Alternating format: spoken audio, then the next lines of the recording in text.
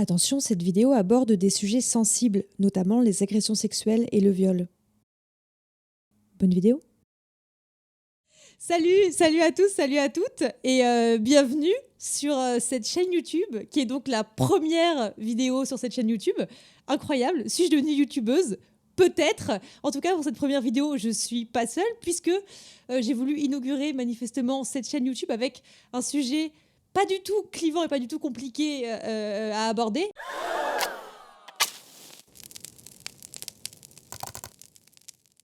Et donc pour ça, je suis avec ma copine Robin.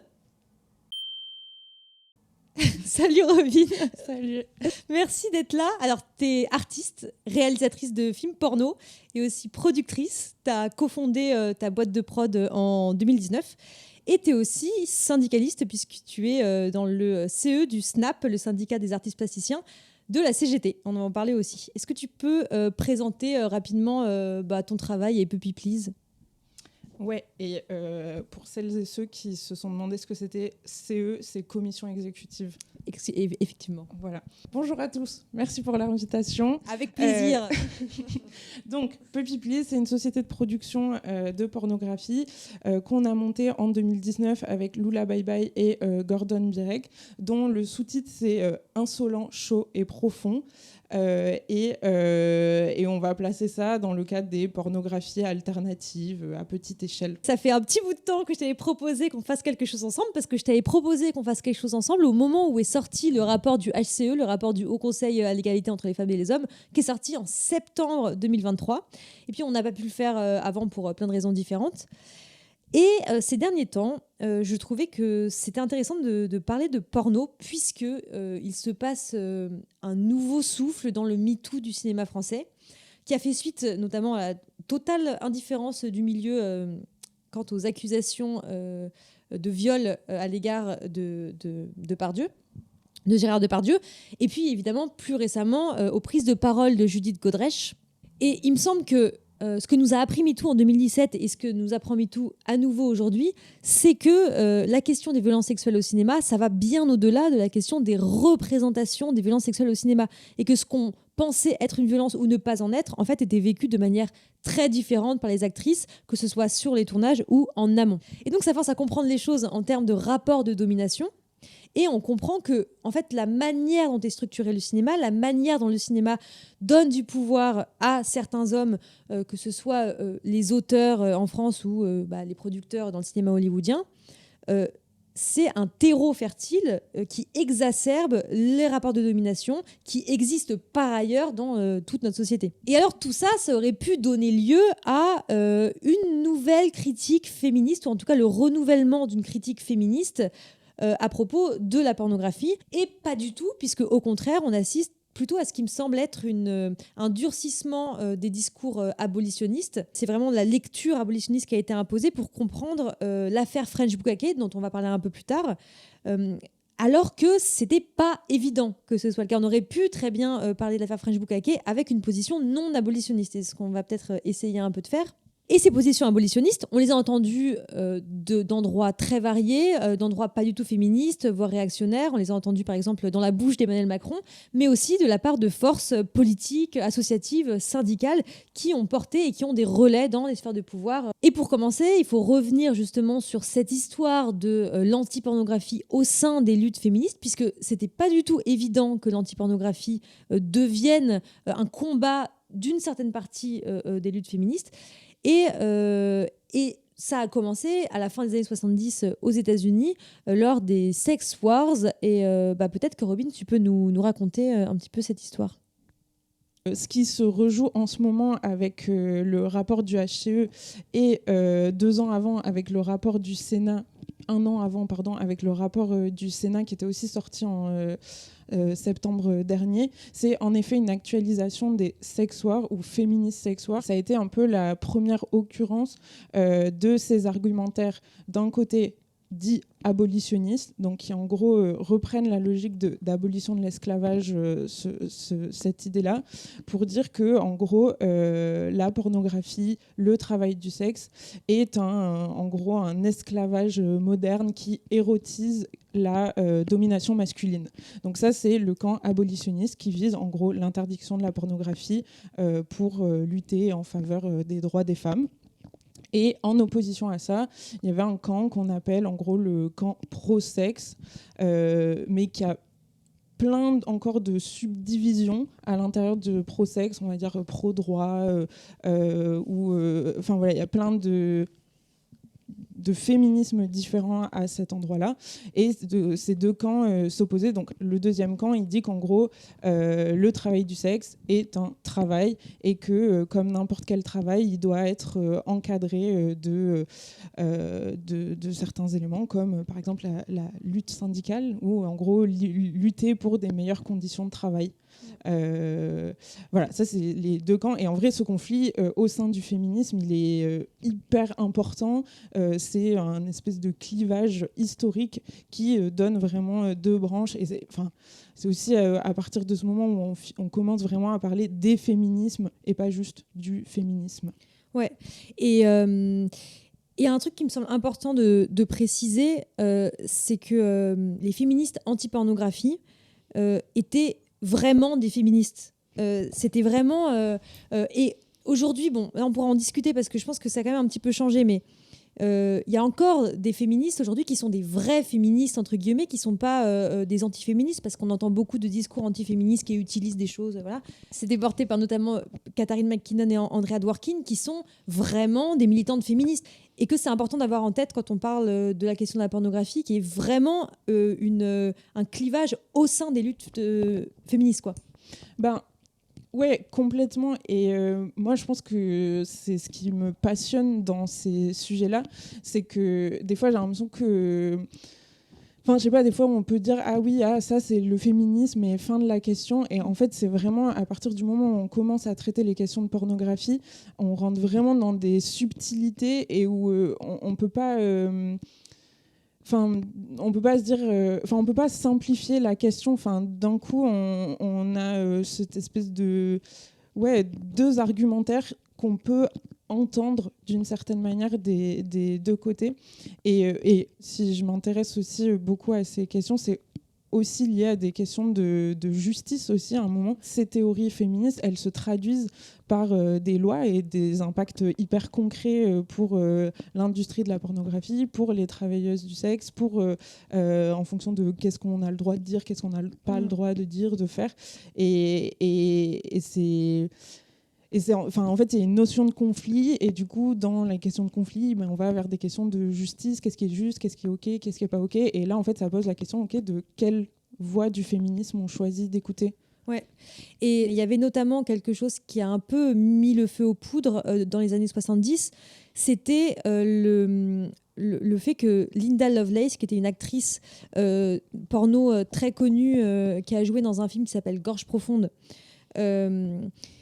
qui a dit avoir été séquestrée, violée et même torturée, je crois, pendant le tournage de ces films. Et ça a été du coup repris dans le cadre des combats des militantes féministes, dans le cadre des violences faites aux femmes. Elles lui ont apporté son soutien et ça a déclenché ça.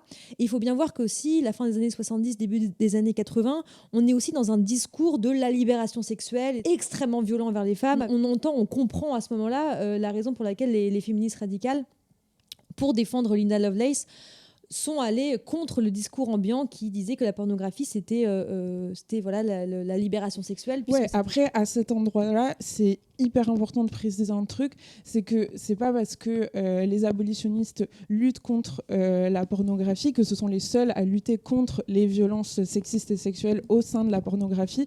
Vraiment, le constat pour les deux camps est le même. En effet, il y a des situations d'abus, des situations de viol, il y a des situations de violence, il faut questionner les représentations. Vraiment, ça, c'est ce qu'il y a au départ, et les deux camps font ce constat-là, et la distinction, elle va être dans la stratégie qu'on met en place pour lutter contre ces choses-là. Ouais. Donc l'abolitionnisme vise l'interdiction, alors que les autres camps vont plutôt être dans une logique de donner des outils aux personnes concernées pour se défendre. Mhm.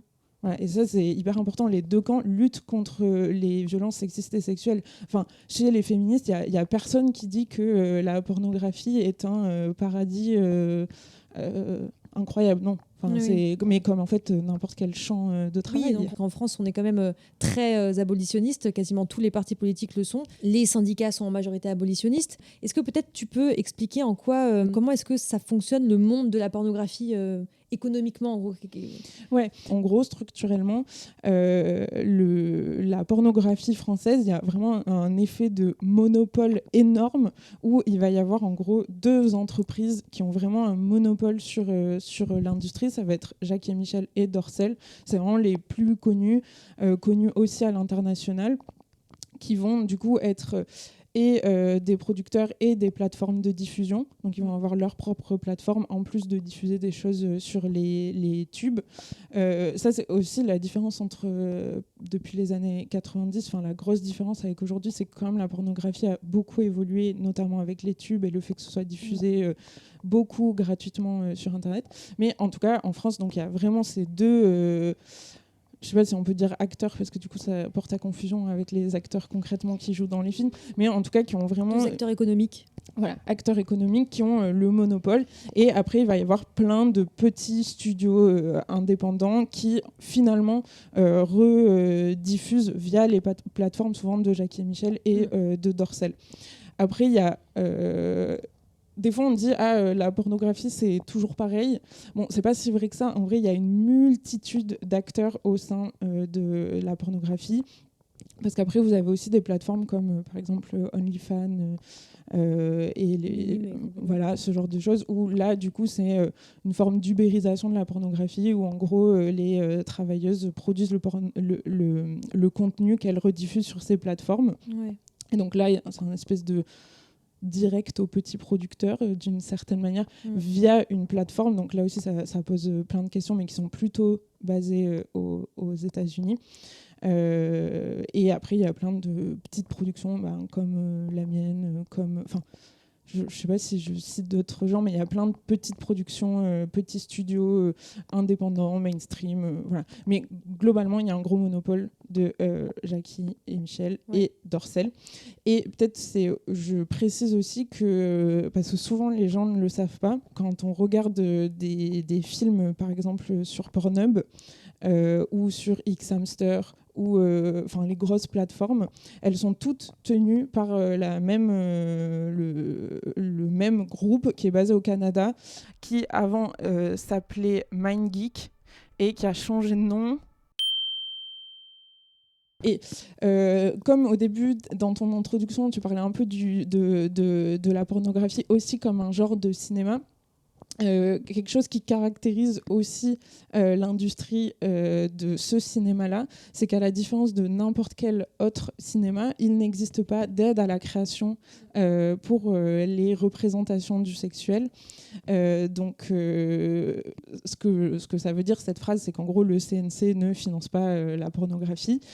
Moi, je trouve que c'est discutable. Potentiellement, on pourrait imaginer une aide du CNC pour des nouvelles représentations des sexualités. Enfin, si on se plaint que la pornographie est toujours la même, il faut qu'il y ait des aides à la recherche pour avoir des pornographies différentes. Et petit fun fact, en vrai, après l'âge d'or de la pornographie en France, où vraiment il y avait plein de productions de porno en France, a été imposée une taxation dissuasive mis en place, c'était décidé par le gouvernement et c'était récolté par le CNC.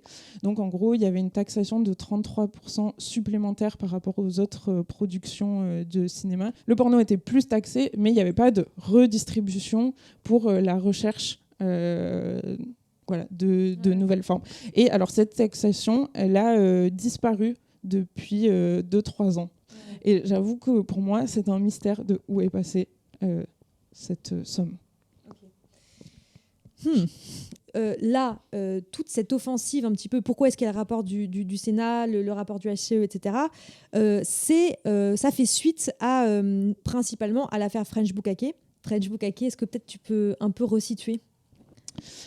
En gros, French Bukake est un peu parce qu'il y a d'autres studios associés, il y a d'autres noms, il y a eu des noms de producteurs qui sont sortis plus ou moins associés à cet écosystème.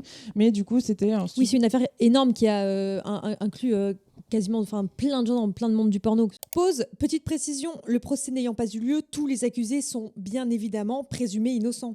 Ouais, mais du coup, c'était un studio français qui produit. En gros, ce qui se passe, par exemple, pour des entreprises comme Jackie et Michel ou Dorcel, c'est que ça va être en gros des petits producteurs qui font des films, genre pour 1 000 €, ils vont faire un petit tournage comme ça, et après, ils le diffusent sur la plateforme de Dorcel ou de Jackie et Michel. Oui, c'est labellisé un peu comme autoproduit, amateur, quoi. Ouais, complètement. Enfin, même pro-am, ça, c'est le style du porno à la française. C'est en gros style amateur, mais en fait, c'est professionnel parce qu'en vrai, le amateur, ça reste quand même assez rare dans la pornographie aujourd'hui, parce que même quand tu as un OnlyFans ou quoi, en fait, très vite tu professionnalises.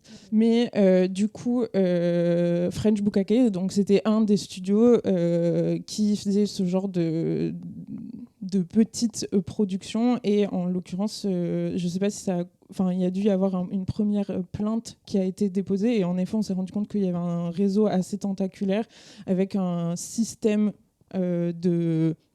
en gros, pour trouver des jeunes actrices, mais vraiment les alpaguer dans des espèces Oui, je crois que ça a commencé... en fait, ils repéraient des jeunes femmes qui étaient vraiment en situation de grande précarité financière, économique, matérielle et psychique, et qu'en gros, ça commençait par essayer de les par du travail du sexe, en gros, de les amener à l'escorting alors qu'elles n'étaient jamais payées, et ensuite de les emmener vers de la pornographie, et c'était... c'était des choses absolument terribles. On parle de séquestration, de viol, de choses qui sont vraiment hardcore, avec des meufs qui étaient dans des situations de précarité extrême, quoi. Ouais, complètement.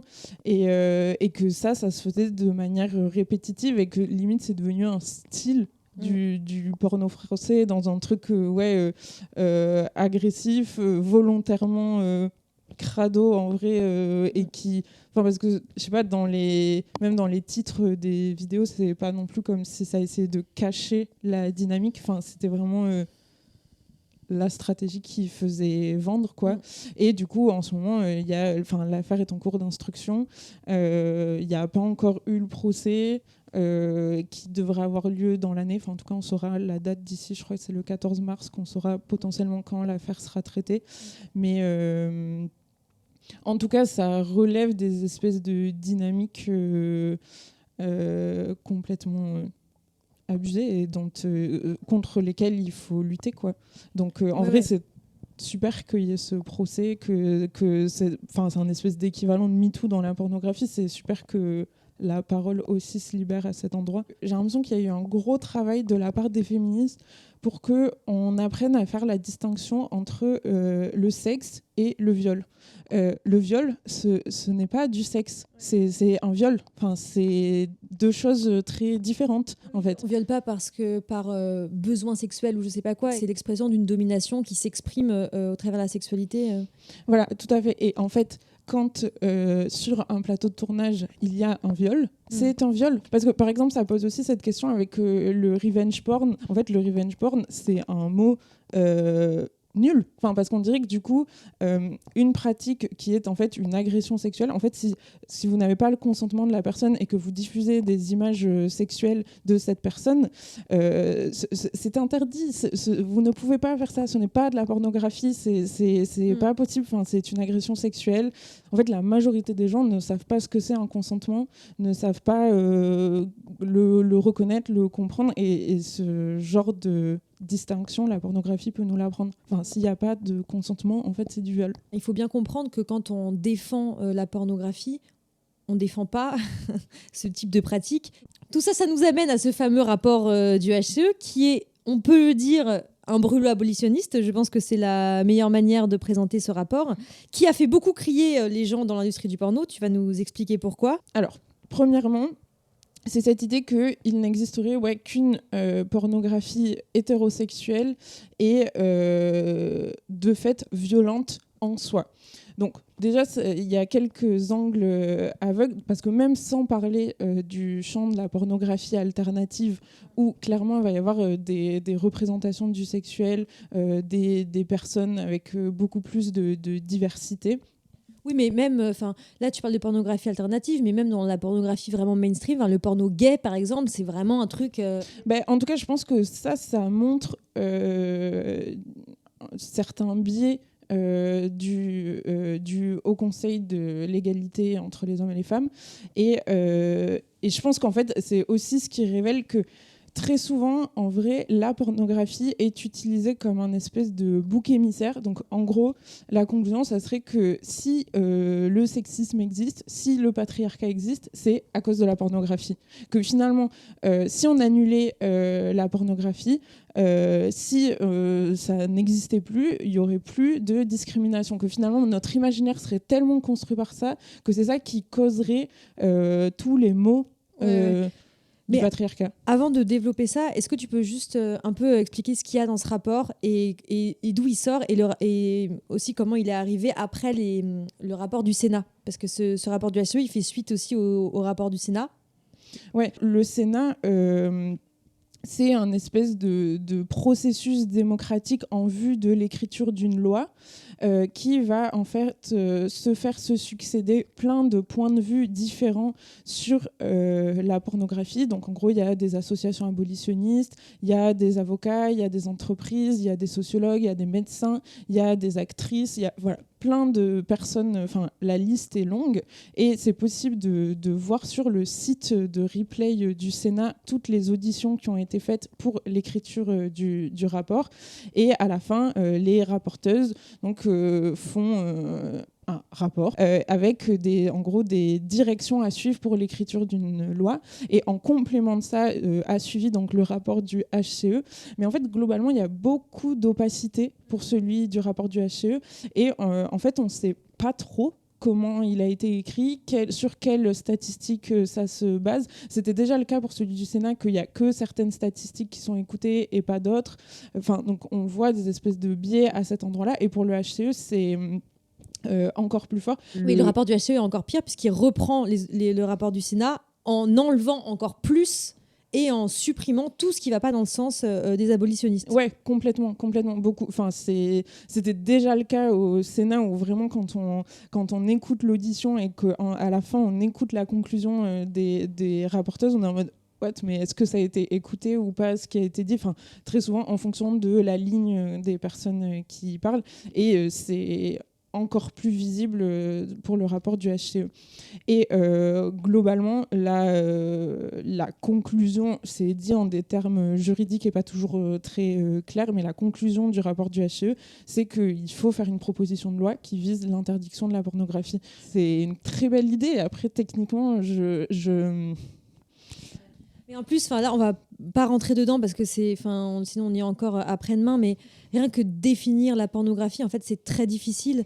Et puis en plus, là, on parle que de pornographie audiovisuelle, mais bon, il y a eu plein de questions autour justement de la bande dessinée, des dessins pornographiques. Je sais pas, il y a de l'audio, des trucs audio, il y a évidemment de la littérature pornographique, il y a, je sais pas, l'origine du monde de Courbet qui est au musée d'Orsay. Bon, en fait, qu'est-ce que c'est que la pornographie? Il y a une problématique de définition, donc de base, bon courage pour essayer de formuler cette loi, quoi. Oui, complètement. Est-ce que c'est de l'explicite? Est-ce que c'est la destination? Est-ce que ça doit avoir une visée masturbatoire? Est-ce que c'est une façon de présenter les choses? Après, il y a tout le domaine de ce qu'on appelle l'érotisme, qui est pour moi juste un sous-genre de l'image explicite de la pornographie, mais qui serait peut-être plus acceptable ou quoi. Mais de toute façon, ça se traduit aussi très clairement dans les textes de loi où clairement, on ne sait pas juridiquement définir la pornographie. Il y a des textes qui disent que la pornographie dépend des époques, des mœurs, du contexte, ce genre de choses. Voilà, donc... Oui. J'ai l'impression que c'est un peu une traduction aussi de... On a quand même un gouvernement où les droits des femmes, c'est censé être la grande cause du quinquennat de version Macron. Et la traduction concrète, on sait que les budgets ne sont pas du tout alloués à ce genre de trucs. Et même le fait que la lutte contre la pornographie, ça soit la forme que prenne la lutte pour les droits des femmes, franchement, c'est grave questionnable. Et techniquement, les personnes qui sont réellement victimes de traite, d'abus et tout ça, comment on les aide là concrètement aujourd'hui, quels outils on a dans les mains, parce que l'interdiction de la pornographie, oui, c'est une chimère. Mais oui, moi, c'est un problème récurrent que j'ai avec les féministes abolitionnistes. Quand tu lis Andrea Dworkin, par exemple, il y a des choses, je trouve qu'il y a des choses intéressantes. Mais en fait, au bout d'un moment, elle se met à être obsédée par la pornographie. Et en fait, ça devient...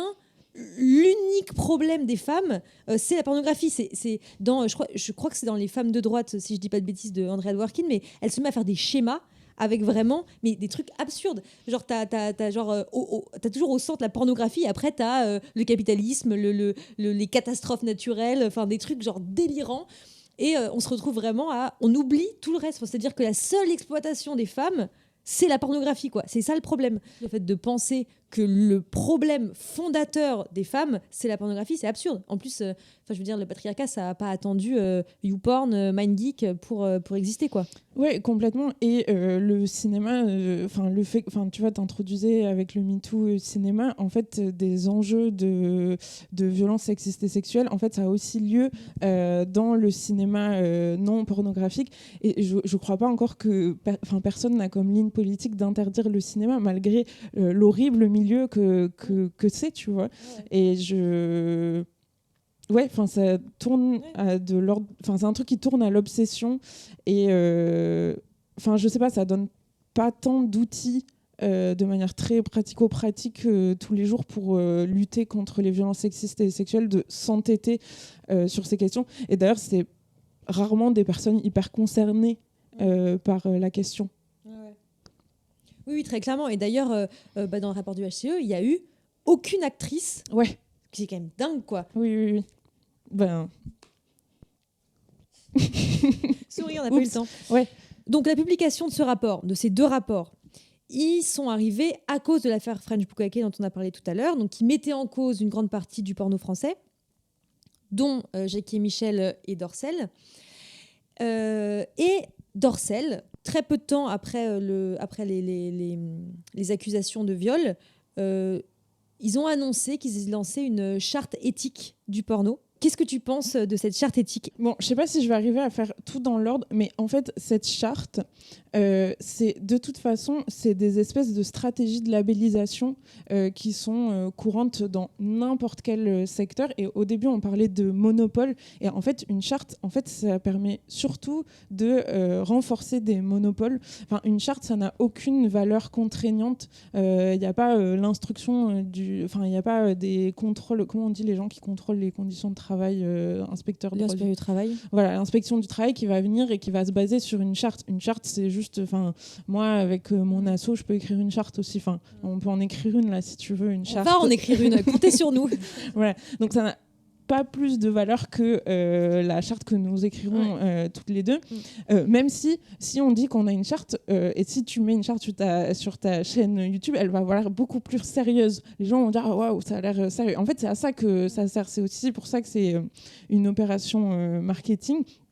Mais ce qui est quand même intéressant, c'est que vous avez peut-être entendu parler de ce qu'on appelle la pornographie éthique. Bon, là aussi, ça pose plein de questions. Qu'est-ce que serait une pornographie éthique ? Ce serait une pornographie bien, bonne. Bonne pornographie. Une bonne pornographie. Bon, J'ai l'impression que quand même toutes les pornos alternatives, elles ont quand même développé toute une recherche théorique formelle hyper intéressante. Enfin, s'il n'y avait pas eu le travail de toutes les petites productions qui se revendiquent de l'éthique ou pas, en effet, la pornographie, il resterait qu'une pornographie hyper mainstream, et il y a vraiment eu plein de recherches hyper intéressantes du côté du post-porn, du côté du BDSM, enfin, vraiment, il y a une pluralité de pornographie, une immense diversité de pornographie, et ça, c'est hyper important. Sauf qu'en fait, à partir du moment où vous créez une charte, que vous associez un label à ça veut dire que qui donne ce label ? Qui vérifie que ça correspond à la charte ? Si en fait c'est Dorsel qui revendique cette charte, ça veut dire que Dorsel décide de qu'est-ce qu'est la pornographie éthique. Si en fait il n'y a pas d'organisme indépendant pour aller contrôler les conditions de travail, ce sera le seul garde-fou existant, et clairement c'est un peu faible. En gros, ce que tu dis, c'est que la manière dont le débat public se profile, c'est que on se retrouve avec donc d'un côté les abolitionnistes féministes ou non, mais en tout cas un discours abolitionniste très fort qui cherche à faire interdire la pornographie, ce qui aurait des conséquences évidemment comme toutes les politiques prohibitives de empirer évidemment les conditions de travail des travailleurs et des travailleuses, puisque spoiler alerte, si vous interdisez la pornographie, il va y avoir une externalisation. Enfin, les gens vont partir par exemple à l'étranger, ou alors ça va être fait dans des conditions de travail de plus en plus compliquées parce qu'il faudra, précarisation classique. Donc ça, d'un côté, il y a les abolitionnistes, et de l'autre côté, il y a ces grosses entreprises, ces gros monopoles qui essayent de sauver leur épingle du jeu, et qui essayent du coup d'imposer elles-mêmes des labels que eux-mêmes créeraient, pornographie éthique, et que du coup pour des boîtes de prod comme la tienne, il faudrait, pour échapper à je sais pas, des amendes ou une suppression de compte ou je sais pas quoi, à obtenir le label que Dorsel, ou en tout cas que des gens liés à cette industrie, accorderaient. Oui, grave. En fait, tu l'as parfaitement résumé. En gros, parce qu'en fait, l'application l'interdiction du porno, elle va sûrement pas avoir lieu demain. Donc peut-être le compromis, ça va être ok, mais du coup, peut-être on accepte que le porno éthique. Enfin, ça peut être une des pistes. Qui a les moyens de résister à une potentielle interdiction de la pornographie ou d'augmentation des difficultés à l'accès à la pornographie, tu vois, de développer des contrôles d'identité, ce genre de choses. Qui va avoir les moyens de mettre en place ce genre de dispositif? Les grosses entreprises, genre Dorsel, Jackie Michel. Et donc, en fait, quand tu es petit producteur, soit tu renonces, parce qu'en fait, c'est trop dur, tu n'arrives pas à mettre en place ces choses-là, soit tu adhères à Dorsel. Et donc, en gros, tu adhères à quelqu'un qui a un monopole sur un marché. Donc, ça te laisse, en termes de possibilités, très peu de choix. Oui. Et en plus, qui n'a absolument rien d'une entreprise féministe. Enfin, je ne sais pas si ça existe, les entreprises féministes. Mais si c'est le jour du 8 mars, il y a toujours une sélection féministe sur le site de Dorsel. Ouais. Où du coup, tu vas avoir quelques productrices françaises qui vont avoir leur contenu diffusé sur leur site. Ce qui, en soi, je comprends. Franchement, il n'y a tellement pas d'argent que sûrement qu'il faut le prendre quand il y a des possibilités. Mais oui, ça fait partie des stratégies. À partir du moment où tu transformes le féminisme ou l'éthique en un argumentaire marketing, je trouve que c'est grave questionnable. Donc après, je peux te parler de concrètement comment moi, en tant qu'artiste, en tant que réal, on pratique cette question à Puppy Please. Ça passe par exemple par le fait que à chaque fois les acteurs, actrices sont signataires, sont auteurs du film ou co-auteurs avec moi en fonction des situations. Et ça veut dire qu'en fait, d'une certaine manière, la direction, les décisions en termes de réalisation, mais aussi en termes de diffusion, en termes de production, ça se passe devant et derrière la caméra.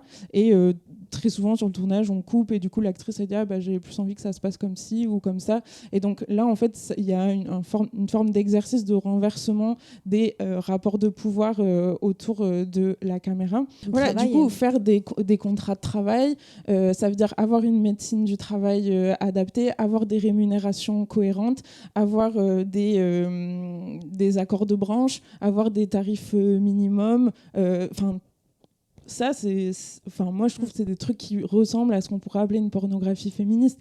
Après, à l'écran, on le voit pas.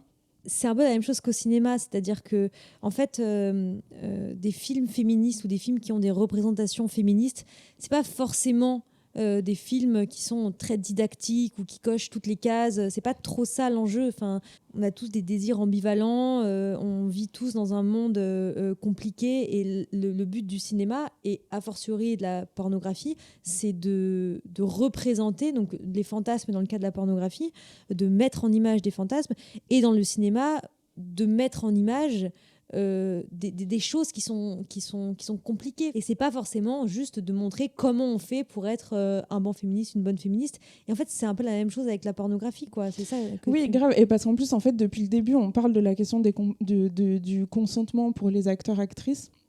Mais en fait, il y a aussi la pornographie, c'est aussi un endroit où on voit des représentations du sexuel, et du coup on apprend aussi à dealer avec notre désir, avec nos envies. C'est pas le seul endroit, il y en a d'autres. Ouais, en fait j'ai l'impression que c'est aussi important du côté de ces représentations là d'apprendre qu'est-ce que c'est le consentement. Je fais une petite pause pour préciser. On parle bien évidemment d'adultes. Montrer des images pornographiques à un enfant, c'est une agression sexuelle qui relève de la pédocriminalité. J'en profite pour vous dire que vous n'avez évidemment pas à regarder du porno si vous n'en avez pas envie. Ça me paraît évident, mais je précise au cas où.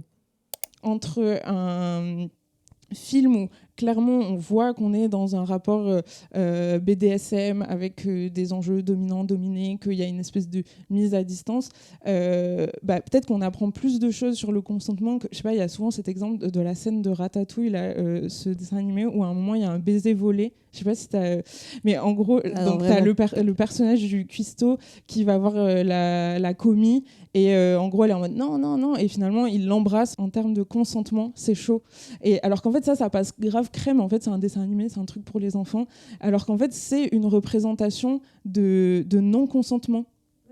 Et ça, il y en a vraiment pléthore dans le cinéma pour le coup. Et d'ailleurs, je pense à notamment un des arguments du rapport du HCE pour justifier du coup la conclusion qui est interdire la pornographie, c'est de dire la pornographie, c'est pas du cinéma, les rapports sexuels ne sont pas simulés, c'est des vrais rapports sexuels. Bon, ils n'ont pas trop compris, je pense que c'était que le cinéma, c'est absolument pas la définition du cinéma, mais peu importe. Et moi, j'ai envie de dire, mais enfin, il y a plein d'exemples au cinéma. Ce que disait Judith Godrèche sur ce qu'elle a vécu typiquement devant la caméra de Jacques Doyon, très similaire. On peut parler, je sais pas, de La vie d'Adèle, le Dernier tango à Paris de Bertolucci. Il y a une scène qui est le viol de Maria Schneider.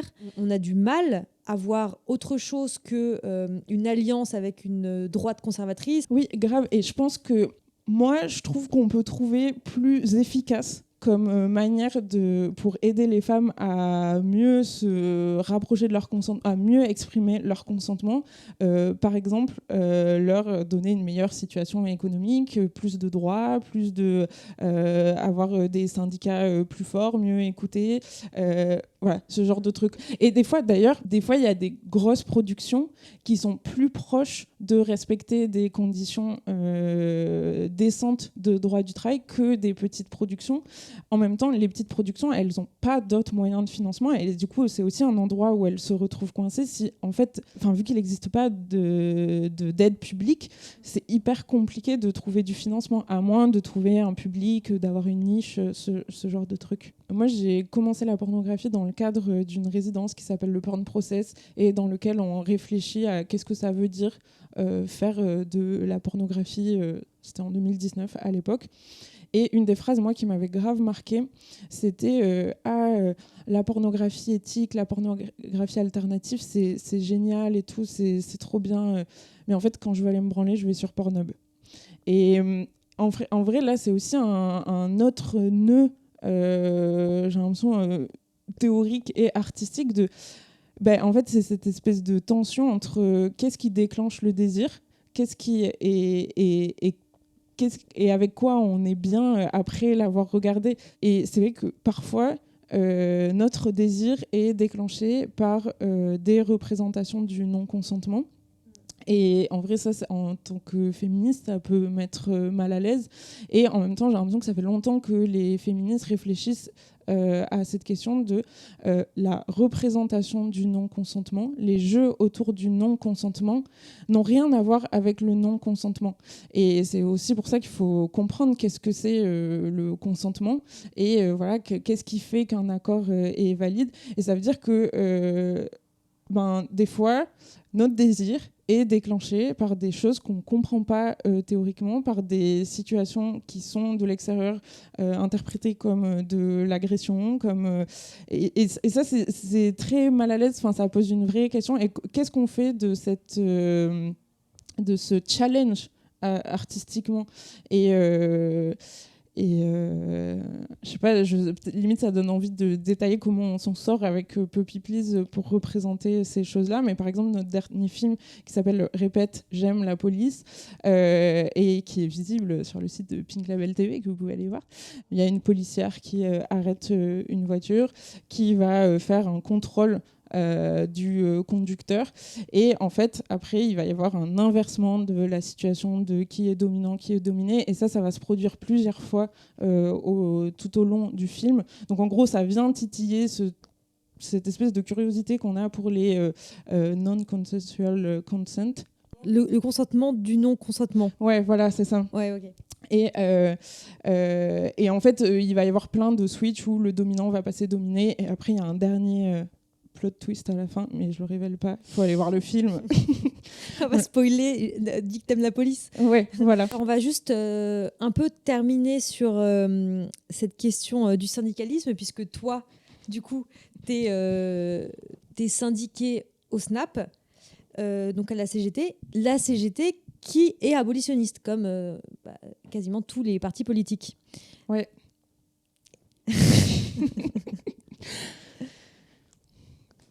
Moi, après, des forces d'opposition de gauche, il y en a de moins en moins, et du coup, j'essaye de les investir quand même, de voir si c'est possible d'aborder ces sujets.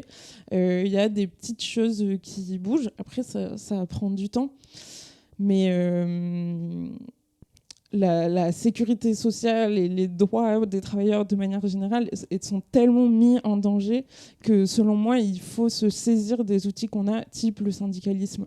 Ouais. Et je pense que si vous portez une parole non abolitionniste, il faut vraiment la porter auprès des syndicats. Il faut que les syndicats captent que c'est plus possible d'avoir ces positions abolitionnistes, et il faut faire entendre ces voix-là. C'est très fatigant. Moi, je suis un peu fatiguée des fois de dire à la CGT d'arrêter d'être abolitionniste. Mais je sais pas, même en étant peu de représentants de ces positions non abolitionnistes, ça crée quand même des espèces d'îlots de respiration qui sont vraiment non négligeables. Ça veut dire que si tu es artiste, autrice et aussi camgirl, c'est possible de venir au SNAP, et on va vous aider dans la défense de vos droits. Et ça veut dire qu'il y a quelques personnes qu'on peut aider, et c'est non négligeable. Ok, merci beaucoup Robin. Est-ce que pour terminer, on peut parler t'as des recommandations de bouquins, de lectures, de films, de peu importe autour de ça? Tu veux dire en dehors des films de Puppy Please qu'il faut absolument aller voir? En dehors des films de Puppy Please. Des recommandations de bouquins. En vrai, il y a le livre de Cornelia, je sais pas comment ça se prononce, Moser. Libération sexuelle, qui fait l'histoire des sexoires. Pareil, il y a le livre qui fait l'histoire des luttes féministes autour des questions sexuelles, et du coup il y a un gros chapitre sur les sexoires. Il y a aussi Dorothy Allison qui a ce livre Pau où il y a certains chapitres qui sont consacrés à sa lutte au sein des sexoires dans les années 80. Franchement, j'ai ramené beaucoup de livres. J'ai l'impression qu'il faut surtout présenter ces deux pour notre sujet. Après, je suis artiste-auteur, on en a parlé vite fait, mais en vrai, le livret d'informations sur la proposition de loi pour une continuité de revenus des artistes-auteurs, hyper important, c'est un must-have. Mais ça, on peut le trouver où ? Il y a un site, c'est continuitérevenu.fr. Ouais, ça c'est un autre sujet, mais c'est important, la continuité de revenus pour les artistes-auteurs. Donc continuité-revenu.fr. Si vous êtes artiste-auteur, allez voir. Super. Bah écoute, merci beaucoup Robin. Merci et puis, à toi. et puis, allez suivre Robin sur ses réseaux, sur Insta. Je mettrai ton hâte en barre d'infos. Et à plus.